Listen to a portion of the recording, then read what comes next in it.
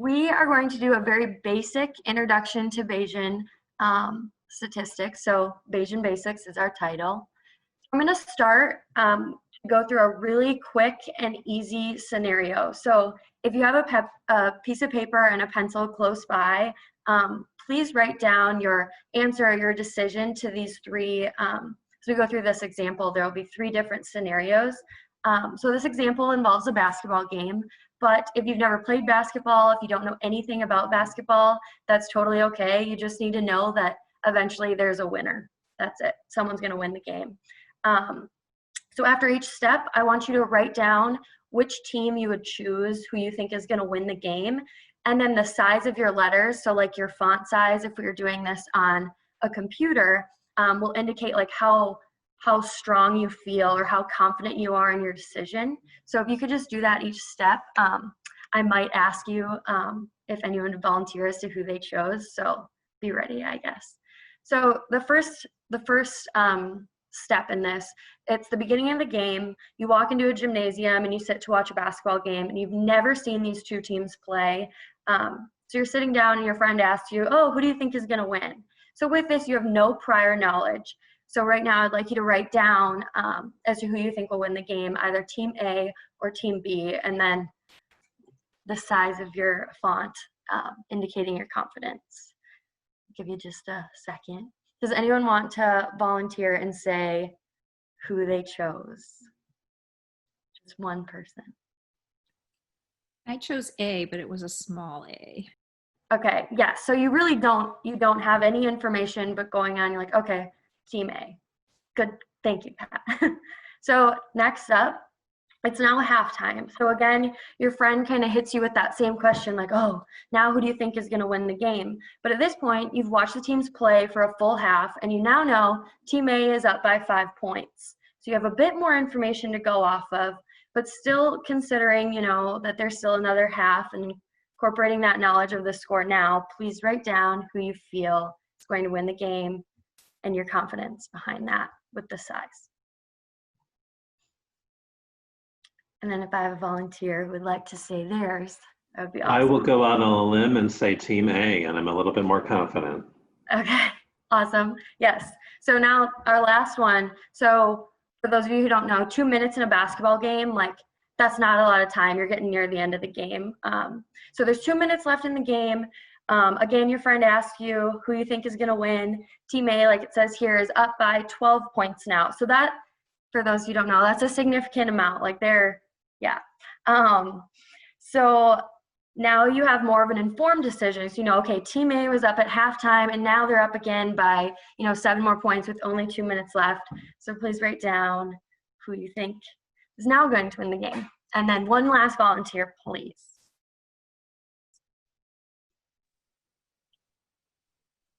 I'll stay still team A with mostly confident that they'll win. Okay, awesome. Yes. So this is a pretty like simple example, but you know, everyone chose, I mean, the first one you really could have chose who, but then team A for both of the second ones, because you kept accruing your knowledge and like building upon what you knew before. And so your font size increased with each scenario as you progressed along. So this is because you're naturally like intuitively thinking about accruing that knowledge of throughout the game, allowing yourself to use that prior knowledge that you have obtained to make an informed decision moving forward. So this is the exact framework for Bayesian statistics, and I'll kind of be referring back to this example throughout our presentation. Now just a little context. Bayesian statistics is not a branch of statistics. It's a way of looking at a whole of statistics. So I want you to think of like you can start fresh. If you don't know much about statistics, that's totally fine because we're going to rethink the whole statistical framework. And usually in traditional statistics, you assume no impact of the intervention or no association because you're working to reject that null hypothesis. However, in Bayesian statistics, you're continually building on and adjusting your prior knowledge, just like we did in that previous example. We kept building as the game went on. So this is a more natural approach. And one thing when I took this workshop, it was always say what you mean and mean what you say, which is what you can do in Bayesian. So now a Bayesian modeling. So a Bayesianly justifiable analysis is one that treats known values as observed values of random variables, treats unknown values as unobserved random variables, and calculates this conditional distribution of unknowns given what we do know, or the knowns, and model specifications using Bayes' theorem. So this is pretty broad, but what you just kind of need to know is once a value is observed, we can utilize this, and using Bayes' theorem and this conditional distribution, we can move forward and model what we don't know with probabilities, which I'll get into, so don't be worried. Yeah, so if you're familiar with the DDBT process, which hopefully most of you are if you're part of the Alacrity Center, it's a process by which we discover or identify specific problems, let's say mental health intervention problems. So problems with the implementation of mental health services, whether trying to adapt them to fit the context, trying to make sure they're reaching more people, identifying some problem with the effectiveness. So you discover what those problems are. You design or redesign, in this case, the intervention, the mental health intervention, and you do that in collaboration with users. So you identify what are the users' needs and what are the users' issues that are arising up that are preventing the mental health service from being implemented correctly or to its maximal effect. You build on that, or you build a redesigned sort of solution, and then you go out and you test it in the real world. And when you build it, before you go out and test it, you will probably do some iterative testing in the laboratory or in some sort of office space where you get input from the users about the acceptability, the feasibility of its effectiveness, what are some specific problems that might exist. So the frequentist approach, when I say the frequentist approach, I mean kind of the general statistical approach that we're all used to, kind of null hypothesis testing, basically assumes that there's a null hypothesis at each of these levels. It doesn't mean you're always doing statistical tests at each of these levels. We know this is the case, but sometimes we are. So maybe in the design and build process, we may be identifying whether or not the user's beliefs about the acceptability of the intervention is greater than 0, is more highly acceptable than nothing. Or maybe we, in the redesign and build process, we might want to see whether or not the user's ratings of the acceptability is significantly greater than what the users had been before the redesign. And we go out and we test it, and we test it against the null hypothesis. And again, in each of these cases, even though we as designers and as people who are using the human-centered design process, even though the reason we're using this process is to build our belief and that the intervention can be effective and to improve the effectiveness of it, statistically, we rarely take that information from the prior iterations and apply that information in the next round of testing. Now, Morgan's going to talk about how the Bayesian approach does do that and how we can do that in our studies. Thank you. All right. Okay, hold on. Okay, so now we're just going to do like some frequentist versus Bayesian, some comparisons of the characteristics. So the first, the status of the data. Like I mentioned just briefly, was in Bayesian, once we observe the data or incorporated the data, it's no longer considered random. So that's a difference between the two. While the frequentist approach, data is always random. Contribution of the data is consistent through both. And this is a likelihood. So it measures the goodness of fit of a statistical model to a sample of data for given values of an unknown parameter. So once a value of X is known, and this is viewed as a function of the unknown parameter, this is a likelihood. So now these parameters, status of parameters, frequentist, this is mostly fixed, while with Bayesian, this is random. So it's your theta, which whether your basketball, in that example we used, the unknown parameter was who is gonna win the game, if they're gonna win or lose. And then another example is like whether an individual has depression, so their depression status, or whether an intervention works or not, so a yes or no. This is that prior knowledge. So while throughout the basketball game, we were incorporated that knowledge that we accrued. So in frequentist, you are unable to use that. However, in Bayesian, we can use that prior knowledge. So this is allowing studies to build on substantive information. A prior can be diffuse or really flat, like in that first right at the start of the game, we didn't know anything, a diffuse prior is okay. So we can do Bayesian work or Bayesian analyses at like the first stage, because you can have a very diffuse prior and then it won't really affect our solution or our posterior distribution. So like we touched on, frequentists do not consider those earlier phases of an intervention, while with Bayesian, that's something where we can incorporate all that knowledge that we're gaining with each phase. The solution for a frequentist, this is a point solution, while in Bayesian, this is called a posterior distribution. So this is a synthesis of that prior knowledge that we have accrued, as well as the likelihood or the data. So it's a combination of those, and I'll go through pretty detailed as to what influences most heavily. Okay, so this slide you may look at it and get kind of like freaked out or scared, but don't be alarmed. We can think of this as driving a car. So most of us, I assume, know how to drive a car, but I myself look at an engine and I'm like totally lost. So you may look at this theorem and be very lost, but that doesn't mean you can't drive the car or you can't understand the framework of Bayesian statistics. So I'm just going to go through this because I think it's important, but it's not necessary to understand every aspect.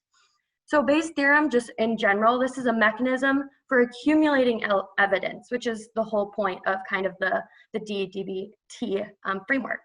So in orange here, if you can see my cursor, it says here, conditional probability of X, or your data given your unknown parameters. And this is the likelihood for that unknown parameter, whether they're gonna win or lose the game.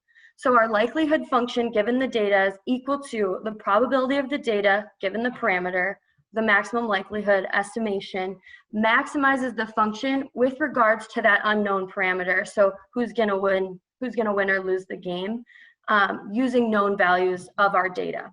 So when it's a function of our data, this is called a conditional probability. While when it's a function of the unknown parameter, it turns into a likelihood, which occurs once we've seen that data or can incorporate that data. In the blue here, this is that prior probability distribution. So this is what we talked about like throughout the game, that a knowledge that we know and want to build upon. So this is all that we know before. It's really important that this is before we observe the data. So this could be information from throughout the basketball game or previous phases or different prototypes. In purple here, I really don't want you to concern yourself too much with the purple, but this is marginal probability for the data. It serves to normalize the distribution, but eventually we discard this, but just have to throw it in there. Green, so this is our solution. And this is a posterior probability for the unknown parameters, whether they win or lose the game of the data. So this captures what we think about that unknown parameter, whether they win or lose the game, again, now that we have incorporated the data. And as well, also synthesizing that with our prior knowledge. So when we learn the value of X, it's random until observed. So three things that I kind of want to take home here that kind of compose of this Bayes' theorem. One is that relative conditional probability, the data given the parameter in orange. Previous probabilities, that prior, everything we know about the unknown parameter before we see the data, and then that marginal probability. But now we're going to simplify things and just look at the details. I say simplify and details, but you'll understand. But you can find it simply through the details. We're going to look at the prior and the posterior relationship. So the prior, again, is incorporating that substantive information. A popular choice is a beta distribution, which we'll get into, but the posterior is the synthesis of that prior and likelihood. So I want to first look at the rows. So only consider the rows when I go through this. So the top row here, you can see these are all prior, so what we know before we see the data. The middle row is the likelihood of the data. So this is saying consistent throughout. And the posterior is the synthesis of the prior and the likelihood are our solution. So now that we know, what's changing here is the prior. So we're seeing how the prior influences the posterior while the data stays consistent, because this likelihood is the same. So if we look at this left column here, beta 1, 1, prior is very diffuse. So we really don't know much or have a strong stance, much like at the beginning of the basketball game. And this is okay. And then this likelihood in the middle row, this is the data. So if we look at this bottom row at the posterior, we can see that the posterior is most heavily influenced by the likelihood. And this is because our prior is very diffuse. So it's not really pulling, it doesn't have much of an effect. So we can still use Bayes, but incorporate a diffuse prior when we don't know much or at the beginning stage. Looking at this next column with beta 6.6. So this is a prior, is pretty normal. Small point spread, like we're not totally sure. And when we look, the likelihood stays the same. And this posterior isn't really, being pulled one way or the next, leaning either direction, but we can see the mean or the top of the hill is farther left than the likelihood. So if you see, I'm not sure if you can see my cursor, but that's the top of the hill there in the data, top of the hill for the prior. And if we were to draw a line right in between, so that prior is pulling the posterior a bit left, if you using directional terms, compared to where it was in that initial beta 1.1. So now beta 10.2, this third column, you can see here the prior is more heavily distributed to the right. You can see that top of the hill is pretty far right. And the effect on this, again, that likelihood is the same, is that now the prior is pulling that posterior right. So now the top of the hill is between, right between where the data and the prior is there. So we now have more information. So like team A being up by 12 minutes, let's say that team A is, going heavily this way. So it's influencing that. And then another extreme example is beta 2.10, where we can see the prior is heavily distributed now to the left. So this is what you could think of like other team is going to win. If you really thought like, oh no, team B is really gonna pull through even though they're down by 12 because you had some other information, you can see now that this has really drastically pulled the posterior to the left. So the whole point of this is meant to demonstrate the relationship between the prior and the posterior, and this prior being that natural intuitive way of thinking, but at the same time, we really want to consider the magnitude of our beliefs in the prior because you can see that it really does have a strong influence. Ooh, hold on. Okay, so now another thing that impacts the posterior is the sample size. So an increase in sample size makes the posterior increasingly similar to the likelihood. So now we're kind of looking at a figure or a bunch of tables that is similar to what we had before. So in these rows, the prior now is consistent, as you can see this top row. The middle, the likelihood is changing because due to sample size. And then also this is going to be reflected in the posterior in this bottom row. So again, left to right, we'll start with column right here, 7 out of 10. So this is where the lowest sample size, again, this prior is consistent. So you have the least amount of precision, which is like the steepness of the hill, and the prior is pulling the posterior pretty heavily left, and this is because it has the lowest sample size. However, now in the second middle column, sample size is increasing, increase in precision, and the prior is pulling still the posterior to the left, but not quite as heavily as it was before. Now in this last column, now this is the largest sample size, the most precision. This is what we would refer to as swamping the prior. So because of this high sample size, the posterior is very similar to the likelihood. So this you can think of like a large randomized clinical trial is gonna swamp the prior of any, swamp any sort of pilot trial because you have so many more in your sample. All right. Okay, so now we're talking about evidence accumulation. So a few things that we kind of went over, that swamp the prior to posterior, and Bayes' theorem as an evidence of accumulation mechanism. So now I want to demonstrate how with this first data set, our prior, in purple, this is our posterior, our solution, and the prior is in blue. So this is our first prior. And the posterior is being used as the prior in data. The posterior from data set 1 is the prior in 2, and then incorporating that again into data set 3. So today's posterior is tomorrow's prior. And now to show you this framework in the discover, design, build, test phase, prior 1 is going to be the posterior one from the discover, which is equal to the second prior for the design, and then incorporating what we find out from the design is posterior to incorporate into the prior in the build. However, I know things don't always go quite as planned, so with this we can always go back and from our last test phase, go back into the redesign, and that posterior is going to be your prior for your, again, building and then testing. So that's how we can incorporate it in the design build.